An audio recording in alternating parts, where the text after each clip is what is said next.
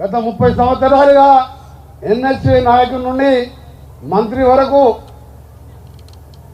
నాతో పాటు ఎదిగిన సహచరుడు, ప్రజానాయకుడు, తెలంగాణ ఉద్యమకారుడు, మీ అభిమాన నాయకుడు ముందుగా పొన్నం ప్రభాకర్ గారికి గెలిపించినందుకు మీరందరికీ కూడా చేతులెత్తి నమస్కరిస్తూ నిజమైన తెలంగాణ ఉద్యమకారునికి న్యాయం చేసిందని, ఈ ప్రాంతాన్ని అభివృద్ధి చేయడానికి వారు క్యాబినెట్లో కానీ మాతో కానీ ముఖ్యమంత్రి గారితో పారి వారు పడుతున్న ఆతృత మీ మీద అభిమానమే కాదు, ఈ ప్రాంతాన్ని అన్ని రంగాల్లో అభివృద్ధి చేయాలని నిరంతరం కృషి చేస్తున్న పొన్నం ప్రభాకర్ గారికి నిజంగా మీరందరూ కూడా అదృష్టవంతులు. అలాగే మీ అందరూ కూడా ధన్యవాదాలు తెలియజేసుకుంటున్నాను. ఎందుకంటే ఆ రోజు సొంత ముఖ్యమంత్రి ఉన్నా, సొంత పార్టీ ఉన్నా, తెలంగాణ వస్తేనే మన పిల్లల ఉద్యోగాలు వస్తాయి, నీళ్ళు వస్తాయి, గౌరవల్లి ప్రాజెక్ట్ వస్తుంది అని చెప్పి పోరాటం చేసిన నాయకుడు ఈరోజు నేను మంత్రిగా ఉండడం అదృష్టం అని చెప్పి తెలియజేసుకుంటూ, దాంతోపాటు మా అందరికీ మార్గదర్శకులు, గతంలో ఉప ముఖ్యమంత్రిగా ఈరోజు కీలకమైన ఆరోగ్య శాఖ మనందరికీ కూడా కావాల్సింది. ఇవాళ పేదవానికి రాజీవ్ ఆరోగ్యశ్రీ నుంచి మొదలు పెట్టుకొని ఇప్పుడే మనం 250 పడకల ఆసుపత్రిని మనం హుస్నాబాద్లో ప్రారంభించాలని కారకులు రాష్ట్ర వ్యాప్తంగా ఎక్కడ ఏ హాస్పిటల్లో ఇబ్బంది ఉన్నా చొరవ తీసుకుంటున్నా మా సీనియర్ నాయకులు అన్న దామరన్న గారికి, అలాగే రైతు నాయకుడు, మనం చదువుకునే రోజులలోనే మంత్రిగా ఉన్న నాయకుడు ఈరోజు మా జిల్లాకి వెళ్ళి కరీంనగర్ జిల్లా ఇన్ఛార్జ్ మినిస్టర్గా మార్చాము. వారికి నమస్కారాలు తెలియజేసుకుంటూ, అలాగే ఈరోజు మా సోదరుడు డాక్టర్, ప్రముఖ వైద్యుడే కాదు ప్రముఖ నాయకుడు, ఎమ్మెల్యే మా తమ్ముడు కవంపల్లి సత్యనారాయణ గారికి, మన కలెక్టర్ హైమావతి గారికి, అలాగే గతంలో భువనగిరి పనిచేసి ఇప్పుడు అడిషనల్ కలెక్టర్గా ఉన్న మన అడిషనల్ కలెక్టర్ గరిమా అగర్వాల్ గారికి, వేదికగా ఉన్న అందరి నాయకులకు, ఆఫీసర్స్కు, మా అక్క చెల్లెళ్లకు మీ అందరికీ కూడా చేతులెత్తి నమస్కరిస్తూ, మా ప్రభాకర్ మంత్రిగా ఈరోజు నిన్న మొత్తం నల్గొండ జిల్లాలో కార్యక్రమాలున్నా కంపల్సరీ రావాలి. ఈరోజు ఇక్కడ వారు పట్టుబట్టి అభివృద్ధిలో భాగంగా మనం ఈరోజు టెండర్ కూడా పూర్తి చేసుకొని ఈరోజు పనులు ప్రారంభించుకున్న సందర్భంగా హుస్నాబాద్ నుంచి సుందరగిరి వరకు 77 కోట్లతోని మా ఆర్ఎండ్బి శాఖ ద్వారా పనులు కూడా రేపల్లి నుండి స్టార్ట్ చేసుకోబోతున్నామని చెప్పి ఈ సందర్భంగా మీ నాయకునికి హామీ ఇస్తూ వెంటనే అది ఈరోజే శంకుస్థాపన చేసేది ఉండే.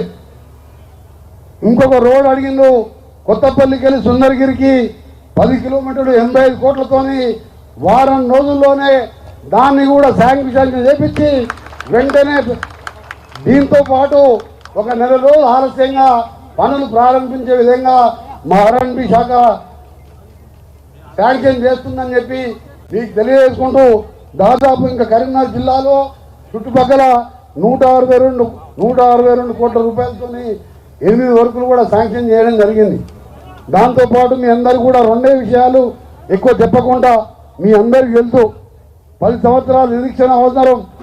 తెలంగాణ ఇచ్చిన కాంగ్రెస్ పార్టీని అధికారం తీసుకొచ్చి ప్రజాపాలన చేయండి అని చెప్పి మాకు నమ్మకంతో కాంగ్రెస్ పార్టీ గెలిపించిన తెలంగాణ ప్రజలకు రాష్ట్రం ఆర్థికంగా అప్పులలో ఉన్నా ఒక్కొక్కటిగా అమలు పరుస్తూ ఈరోజు నిన్నటి వరకు 9 రోజులలో 9,000 కోట్ల రైతు భరోసా అందరూ కూడా అనుమానం వ్యక్తం చేసిండు.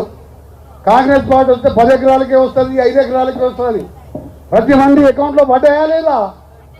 గట్టిగా చెప్పాలి. అకౌంట్లో పైసలు పడ్డాయా? రానప్పుడు రాలేదని, వచ్చినప్పుడు వచ్చినాయని చెప్పాలి కదా.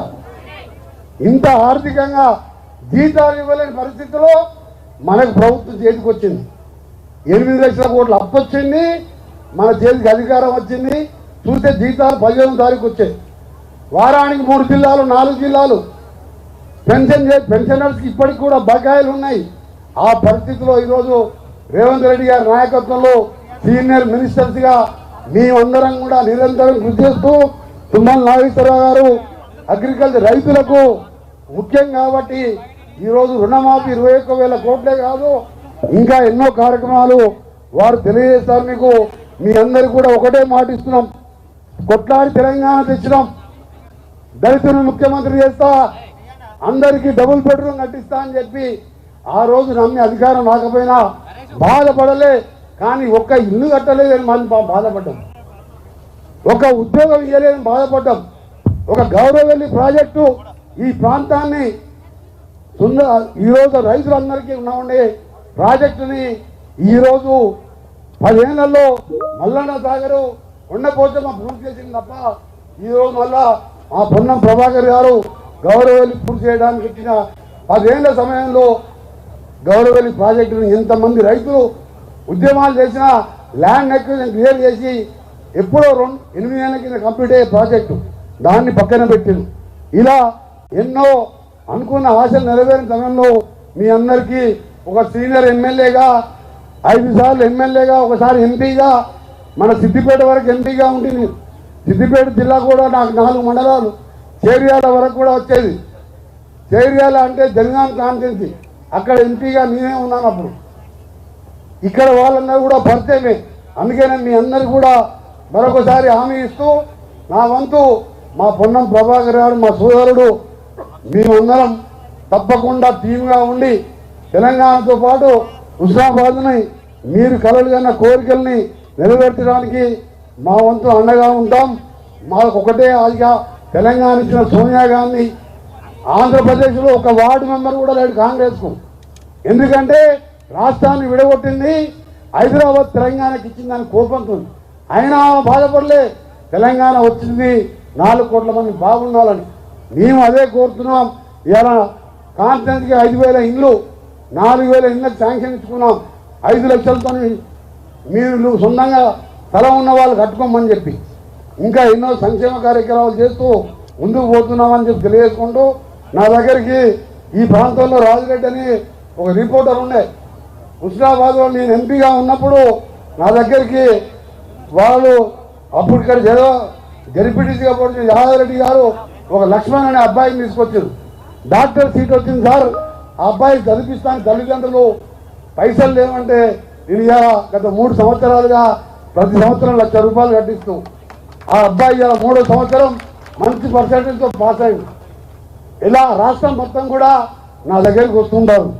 ఎందుకు చెప్తున్నానంటే పునం ప్రభాకర్ అండగా ఉండటానికి మీలో ఎవరైనా ప్రభుత్వ పరంగా మంత్రిగా వారు చాలా యాక్టివ్ మినిస్టర్, మొదటిసారి ఎమ్మెల్యే అయినా మొదటిసారి ఎంపీ అయినా పార్లమెంట్లో గలం ఇప్పిండు.